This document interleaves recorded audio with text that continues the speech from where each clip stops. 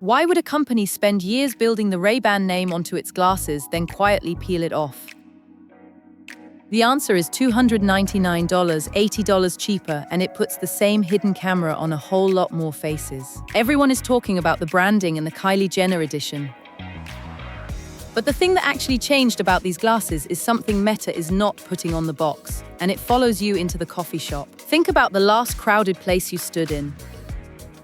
A train platform, a school pickup line, a doctor's waiting room. Now imagine 3 or 4 people in that crowd are wearing a camera that never blinks, and you would never be able to tell which ones. Hey everyone, Professor Erica here. Same camera glasses, lower price, no Ray-Ban logo. Let's be precise about what shipped on June 23rd, because the spin and the spec sheet are 2 different things. And here's the part Meta is hoping you won't think about. Once that camera is rolling, the footage doesn't always stay with the person wearing it. Hi all, Isabella jumping in. There are 3 new frames: the Fury, the Adventurer, and a Starfire Kylie Jenner edition. All developed with EssilorLuxottica, which owns Ray-Ban. Lewis here. So the parent company is the same, the factory is the same, the camera is the same. We have been told this is a fresh start, and we already ran this experiment with the last 3 versions. And it's worth saying these have genuinely sold well across the earlier versions. This is not a flop being rebranded. It's a popular product being made cheaper and more ordinary, which is exactly why the privacy question gets bigger, not smaller. Here's why the $80 price cut matters more than the logo. A camera that costs less is a camera that ends up on far more faces, in far more rooms. The cheaper it gets, the more normal it becomes. And think about what Meta's chief technology officer actually said about this move. Andrew Bosworth told reporters it's about expanding the choices people have, including the price point you can reach. Reaching more people is the whole strategy. Which is a perfectly reasonable business sentence that also happens to describe a surveillance device getting cheaper. Both things are true at once, and that tension is this entire video. And that is the real headline. The story everyone is missing is not the missing Ray-Ban name. It's the camera on the corner of the frame and what it now does at scale. There's a quiet bit of psychology in dropping the famous name too. Ray-Ban signals a fashion accessory, something harmless on your face. A plain Meta camera glass is harder to mistake for ordinary sunglasses. So the brand softened exactly when the cameras spread. I'd put it more plainly. Familiarity is the disguise. The more these look like the sunglasses everyone already owns, the less anyone thinks to ask whether they're being filmed. Erica, before we go on, a question came up under almost every video about these glasses, and I want to put it to the room. Yes, and it's the right one to lead with. People keep asking, if the camera glasses look exactly like normal sunglasses, how would I even know I'm being recorded? The honest answer is a tiny light, and we'll get to how easily that light is beaten. It's the gap at the heart of all of this. And to be fair, that's not unique to Meta. Cameras have been getting smaller for decades. What's new is putting one at eye level, pointed wherever you look, and selling it as fashion at a price most people will say yes to. Hold that thought, Erica. Coming up, the moment this stopped being a gadget story, where your footage actually ends up, and the part nobody warns you about. First, 2 students who proved a face is all these glasses need. Let me tell you about the demonstration that turned this from a gadget story into a privacy story, because it happened to real strangers on a real train. In October of 2024, 2 Harvard students named Anfu Nguyen and Kane Ardafio wired Meta's glasses up to a face search engine. They called the project I-XRAY, a dossier from a glance. That's what it built. They walked up to strangers, glanced at a face, and a program matched it to photos online and pulled public records. Walk through the chain because the mechanism is the scary part. The glasses stream video, software grabs the face, and a face search finds the matching photos. Then public databases return the name and the rest.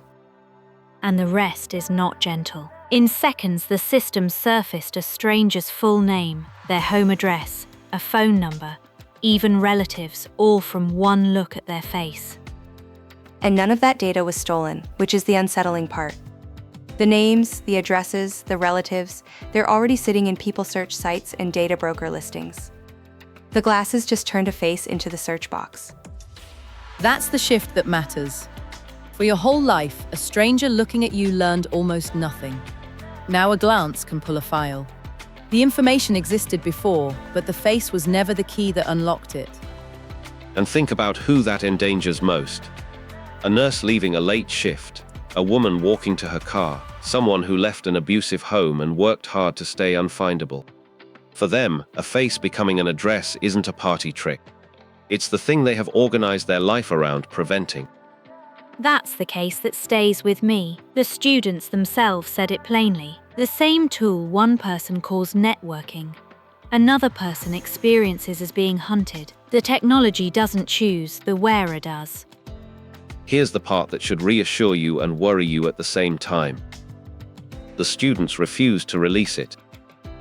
They built it as a warning, not a product. And listen to how they framed the danger. One of them said some people saw a networking tool or a harmless prank, but others immediately saw what it really was, a stalking and harassment machine pointed at strangers. But a warning only buys you time. Picture what we set up in the first scene, the same camera, $80 cheaper, on far more faces. The demo was 2 students, but the product is a price drop. To be fair to Meta, on one point, the shipping glasses do not run face recognition out of the box. The students bolted it on themselves. But Meta has reportedly studied adding it, and that is the line everyone is watching. And here's the chilling detail from the reporting. The internal thinking apparently favored launching face recognition during a stretch when the civil society groups likely to fight it would be distracted by other battles. That is a strategy, not an accident. Nora, you have been watching that hand.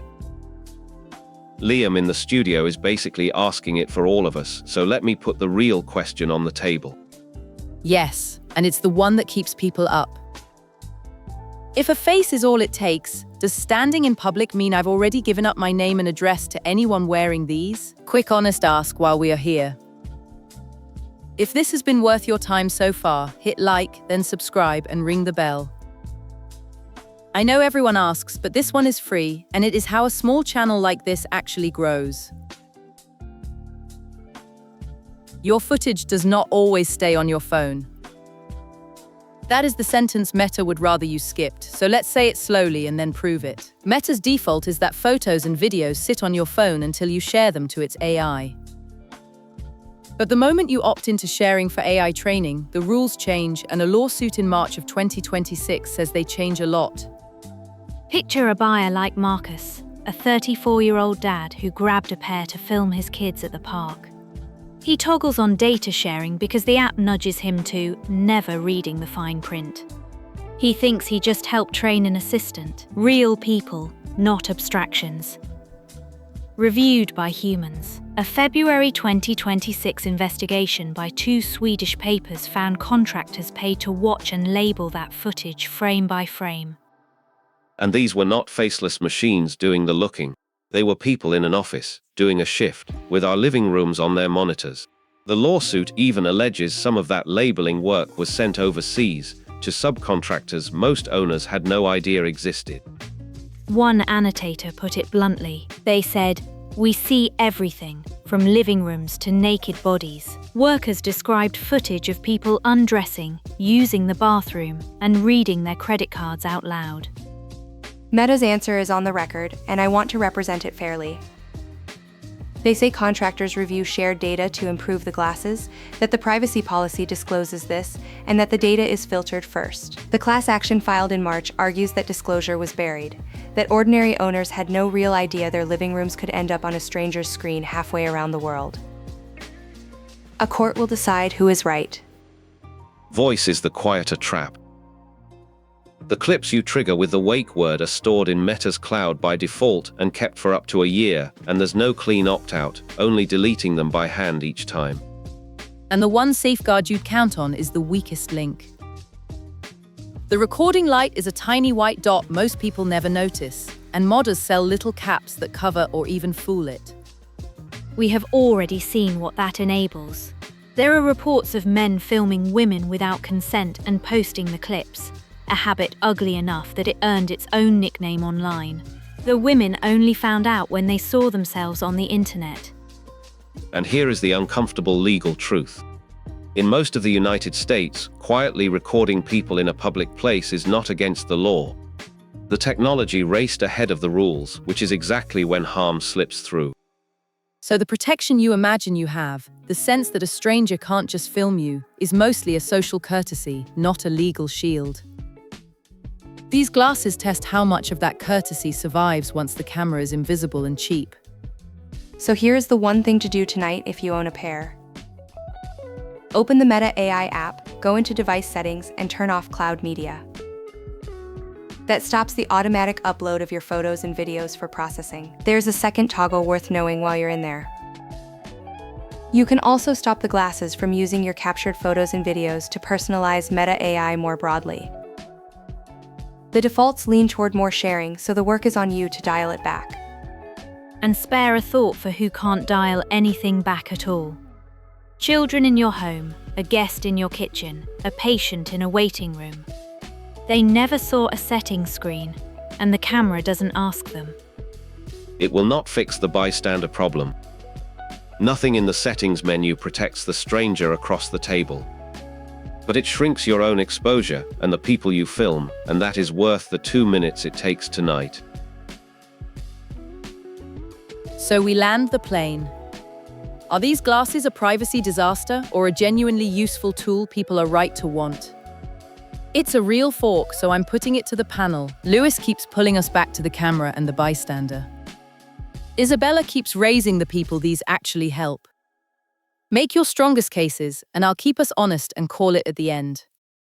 The harm is structural, not hypothetical. A hands-free, always-ready camera moves the default from nobody is filming to anybody might be. The stranger never consented and never even knows.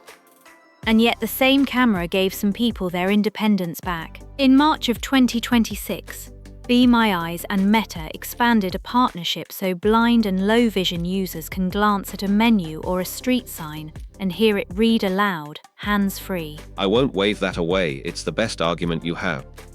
It's more than an argument. It's a person navigating a hotel room alone for the first time in years. You can't design that away by pretending the camera shouldn't exist. And the partnership went wider this year. A blind user can now reach a trained helper at real companies hands-free to read a med label or sort out broadband at home. For that person, the camera is not surveillance. It's a guide dog made of glass. Lewis pushed back on that directly. Does the accessibility win justify the always-on camera for everyone else? It justifies the camera. It does not justify the defaults. The cloud upload, the year-long voice storage, the human review, the breakable light. Those are choices Meta made, not laws of physics. I'll actually concede that point, because it's the strongest one against my side. A blind user gains nothing from your footage sitting on a contractor's screen in another country. The help and the harm live in different settings. So let's be useful about who each path fits. Who should actually buy a pair, and who should walk away? If you have a real accessibility need or you genuinely want hands-free capture and you'll manage the settings, these earn their place. They can change a daily routine. And if you mostly want them to look cool and you'll never open the settings menu, you're not the customer. You're the data source, and so is everyone standing near you. The defaults were written for that version of you, not the careful one. That distinction is the key, and the law is starting to agree with it. In February of 2026, California State Senator Eloise Gomez-Reyes introduced Senate Bill 1130, which would criminalize secretly recording people with wearables and go after caps that disable the recording light. And notice that bill names a system, not a villain. It targets the design and the disclosure, not a political side. Meta's own answer leans on something fuzzier than a law. Right, their chief technology officer, Andrew Bosworth, calls it social learning. The idea that public norms will sort this out the way they did with camera phones. He says the company tries to be forthright about what the glasses are. Forthright is doing a lot of work in that sentence. Being forthright about a camera only helps if the person next to it knows to look. And the entire design goal here is to be unremarkable. Norms took years with phones, and a phone you can see. Glasses point where your eyes point, silently. Norms are not a privacy policy. I'll grant Bosworth one thing though, in fairness. He's right that we did absorb camera phones, and the sky didn't fall. People did learn to put them down at dinner and away in locker rooms. But hold on, Isabella. The difference Lewis keeps pointing at is consent you can see. A raised phone is a visible choice, a glance is not. Does the camera phone lesson really transfer? Honestly, only halfway. The norm formed because the recording was obvious. Strip away the obvious, and the social check Bosworth is counting on never gets a chance to fire. That's the hole in social learning. And norms take a casualty count to form. The phone at dinner rule exists because enough people felt rude or got filmed first. Asking the public to learn this lesson the hard way, again, with cameras that hide, is a real cost we'd be choosing to pay. A Northeastern security professor named Anjan Ranganathan framed the real stakes. Face recognition on these glasses would shift what a stranger learns about you from essentially nothing to a full dossier. So here is my verdict, and I do have one.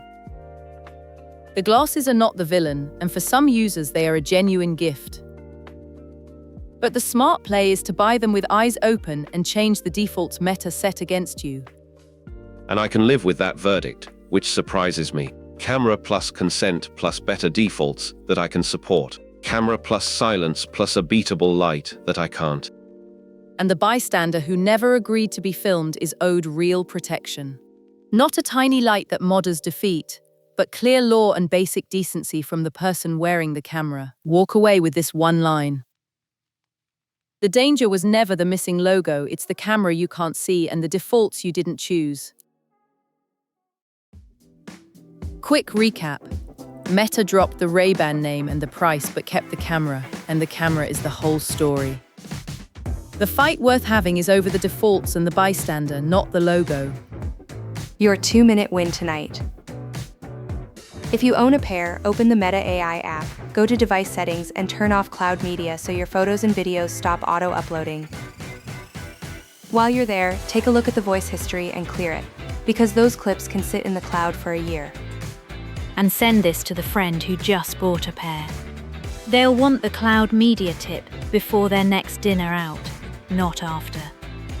Coming up, the question with real teeth. Once your face has been searched, can you ever get it back out of those databases? Hit like and subscribe if this helped you see these glasses straight, and we'll keep cutting through the hype with you. Here's the one we couldn't settle today. Would you wear a pair of these in public, knowing the person across from you can't tell when you're recording? Tell us honestly in the comments. The order you do things in is half the outcome. Plan it. Nora, that was solid start to finish. 8.5, and the ceiling is up. This is Professor Erica. Thanks for watching and signing off.